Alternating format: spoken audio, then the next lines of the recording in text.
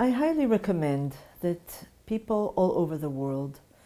would either look through the internet at what happens at the Western Wall during the month of Elul,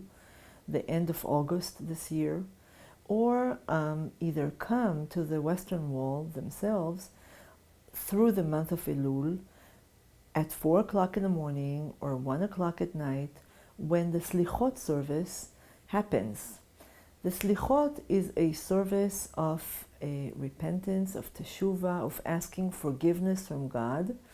that Jews recite throughout the very last month of the Jewish year, either throughout the whole month or the end of that month, and they do so during the night when there is darkness and silence around. There is something really mysterious and miraculous about Jews gathering during those hours for this holy singing, using different verses, different poetry, piyutim. Certainly the Ashkenazim that start later use very different tunes and poetry, ancient poetry, and the Sephardim who do that for 40 days, they have their own ancient poetry, which is using Kabbalistic images and other expressions from the Bible and the Talmud.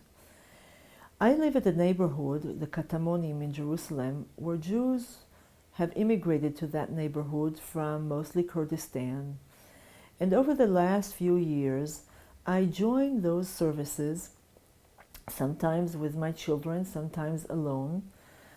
to see the miracle of Jews just gathering in the middle of the night.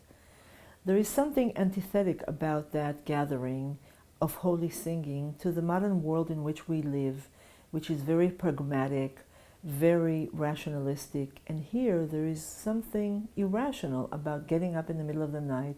and singing holy songs to God. And I therefore encourage people to join the over 1 million of Israelis who recite those services, even if they're secular or just traditional, because there is something about that preparation for the high holidays which is very unique and very miraculous in my mind.